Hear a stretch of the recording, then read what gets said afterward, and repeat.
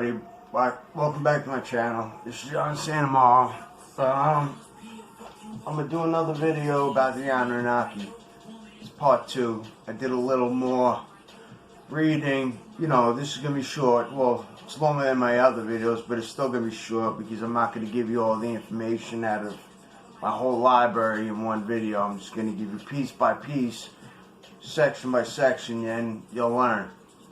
I took notes from Anunnaki of Nibiru by Gerald Clark, so I'm giving him credit for this information. Noah was a Sumerian king of Shurpak. We know that. Abram was in Sumerian city of Haran, and I might not be saying the words right, Haran or Haran, when the Lord told him to go to the land of Canaan, or Canaan. Abram was born in Sumerian city of Ur, approximately 1433 BCE. Okay? In Genesis 15:7, it says, I am the Lord who brought you out of Ur of the Chaldeans to give you this land to take possession of it. So it was even documented and mentioned by the Lord, you know? The God of Abraham, Isaac, and Jacob and the Israelites of the Old Testament were Jehovah, Yahweh, and El Shaddai. But Abraham's God had another name in Sumerian, Enlil. Enlil was Anu's son to his half-wife, to his half-sister. So basically the next to receive the throne. And had a temple dedicated to him in Ur of the Chaldeans. The Bible references all of that. Meanwhile, this was documented 15 to 1700 years before the Bible. This is where they got the stuff from, the notes. Alright?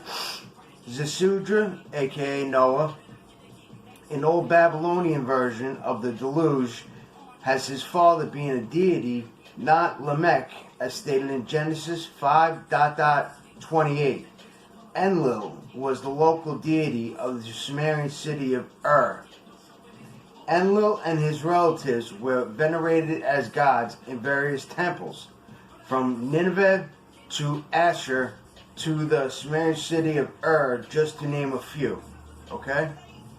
The Anunnaki and the Atrahasis are the Nephilim or the Elohim. And the Elohim, like I told you last time, was a plural. That's not a singular word. In Genesis 1:26, it says, account where his confusing statement is made. You know?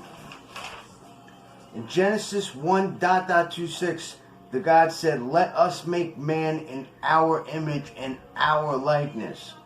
The confusion is the and our in the Bible. Yet in the Atrahasis text, which predates the Bible by more than 1700 years, the issue gets clarified. Atrahasis, aka Noah, tells the story of the creation of man, linking the same deities venerated in the temples of Mesopotamia with Enlil, Yahweh, and his brother Enki, Adonai.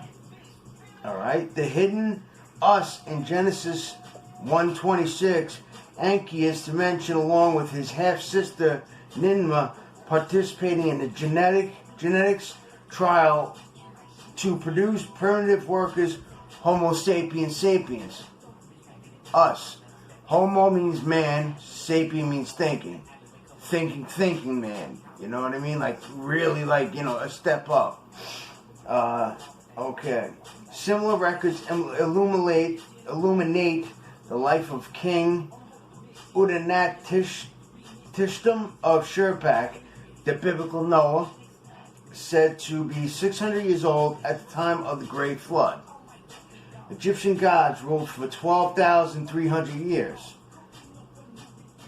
Ta, or PTAH, Ta, 900 for 9,000 years he ruled.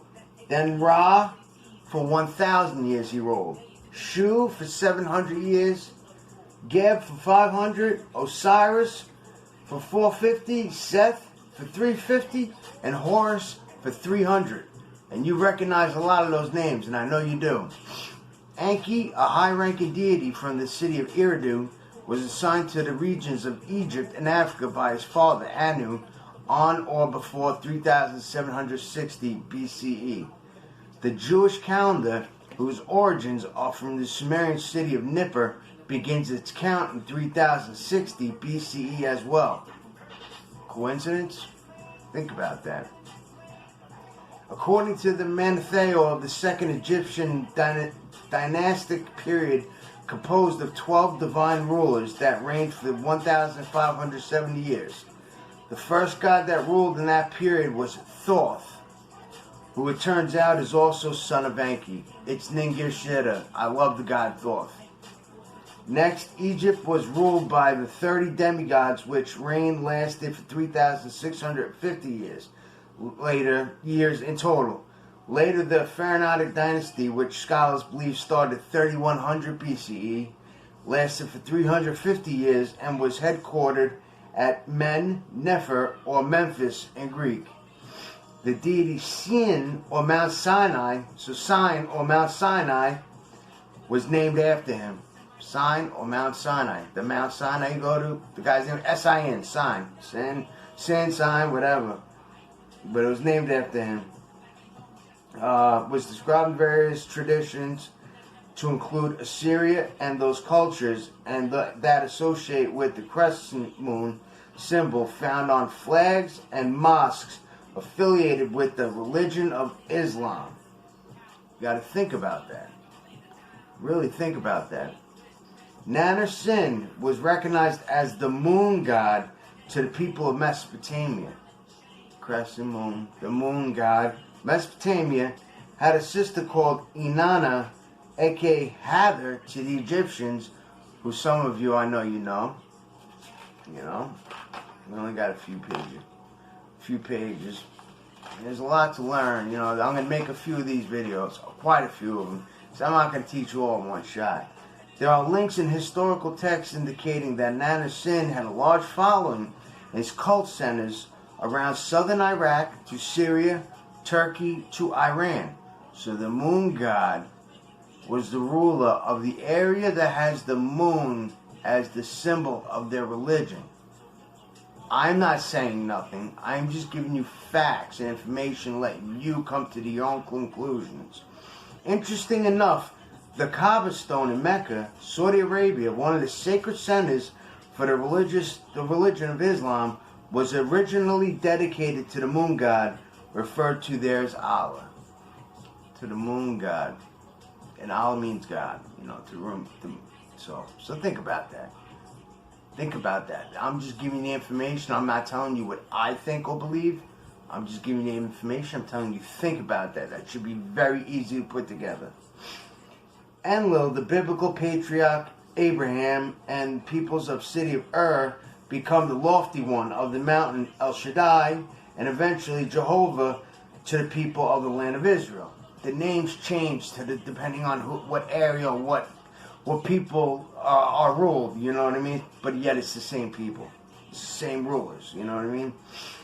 Enki, aka Ahura Mazda, as he was known in ancient Persia, the creator of all good things, God of light and wisdom. Ahura Mazda replaced by Allah, aka Nannar-Sin, when Arab conquerors overtook the Persians in 633 BCE, headquartered at Persepolis. And they go by rank, the Anu. Rank 60, the highest rank, is Anu. In Sumer, he was called Ansher. In Greece, Cronus. In Rome, Saturn. The next rank is 50. That goes to Enlil, because that was his second son, but his first son to his half-sister. So he gets the higher rank. He's Asher, and he's also Yahweh, the biblical Yahweh. And he's Zeus in Greece, and he's Jupiter in Rome. The next is 40, the rank 40, and that goes to Enki. He goes by, in Sumer, Ea, and Adonai. In Greece, he's Poseidon. In Rome, he's Neptune, and I know you heard all these names. And in Nerda, and Enlil's son was Apollo to the Greeks, and I know you know that. that name Apollo. The term Anunnaki literally means those who from heaven to earth came, if you break down the word. Nibiru was heaven. And it's hard and it might be backwards. I'll put it on there just for a little bit. I don't want to, that's like their birthing schedule. That's how they birthed each other. They're all related. I don't want to keep it there forever because I don't even know if you can see it. The Anunnaki Council of 12 on Earth, 3760 BCE. You know what I mean? According to Sumerian records, the first city colonized by the Anunnaki was Eridu, located at the headwaters of the Persian Gulf. That was found. Eridu was found. That's a found city. Nibiru inheritance rules stated the rightful heir is designated as offspring of the male of his half-sister. This reason is rooted in science because the female contributed to the genetic material includes mitochondrial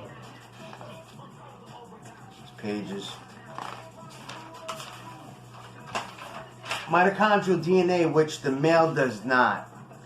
This predisposed the genetic bloodline toward the maternal source.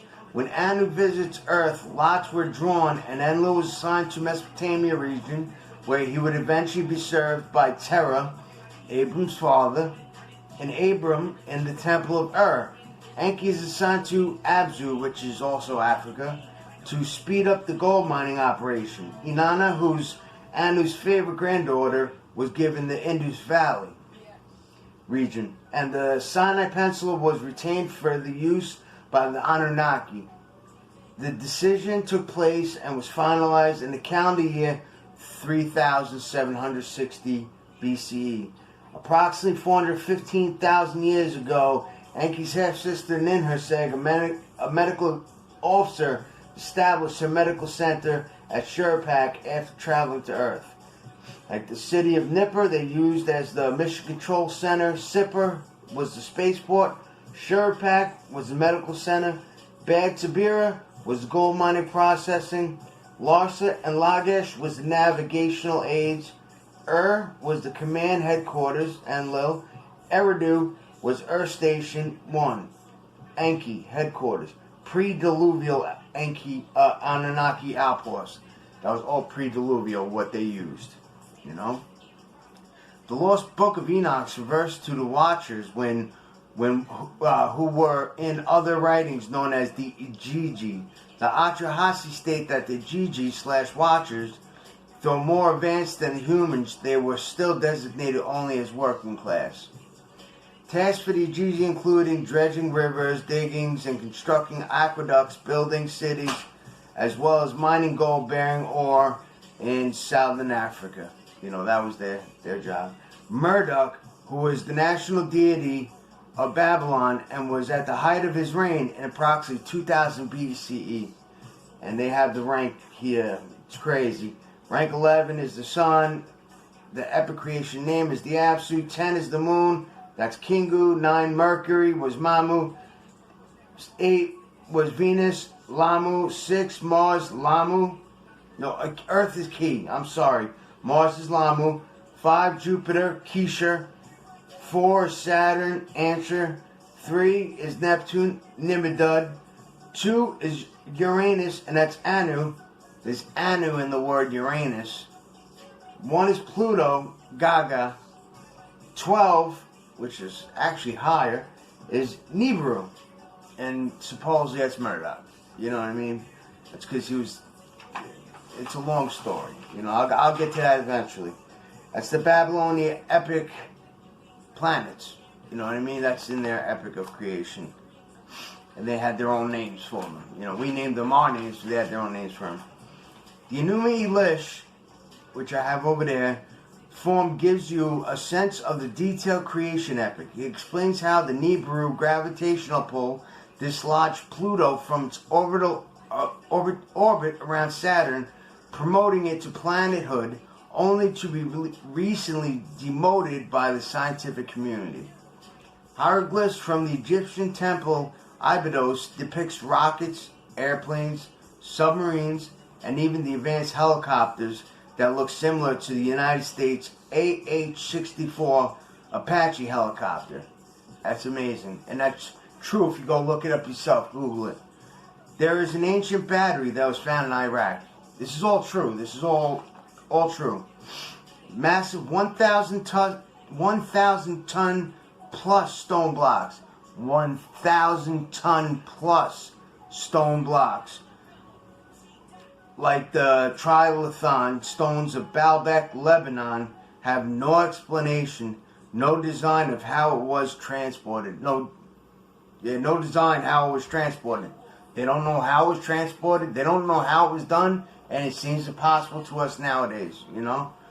At the Temple of Hathor, atop the biblical Mount Sinai, shows pictures of chosen Anunnaki ingesting monoatomic gold in the form of conical bread cakes. The shorter orbital cycle on Earth were having negative effects on the Anunnaki DNA. Specifically, the telomeres were being damaged by those proximal radiation from the sun. Telomeres are the end caps at the end of your DNA. You know, you don't want that to get ruined because your DNA mutates sometimes in bad ways. You know what I mean? Ashurbanipal's library at Nineveh was torched, firing many of the clay tablets, preserving them from antiquity.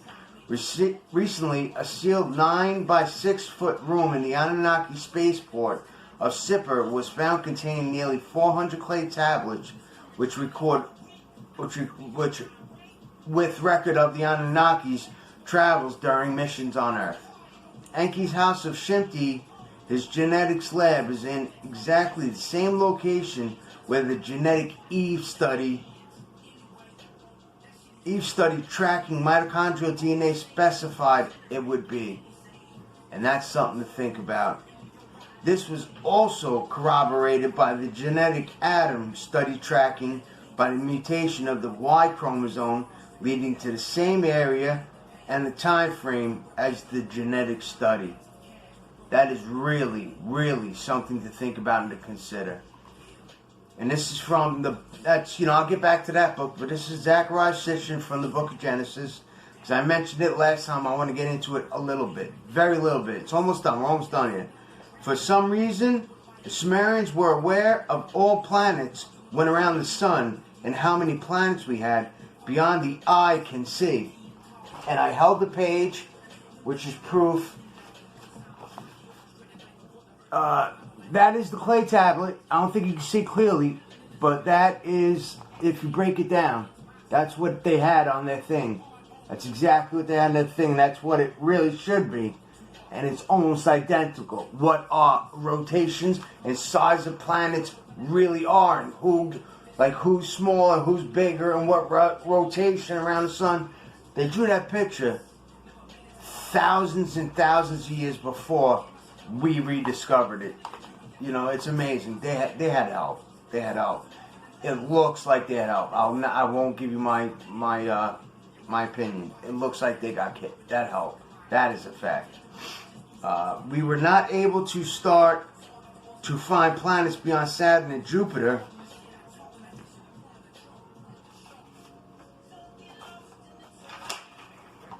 Okay. When we started advancing in lenses and building our first telescope, we learned a lot after that. Adam equals a slave made to order.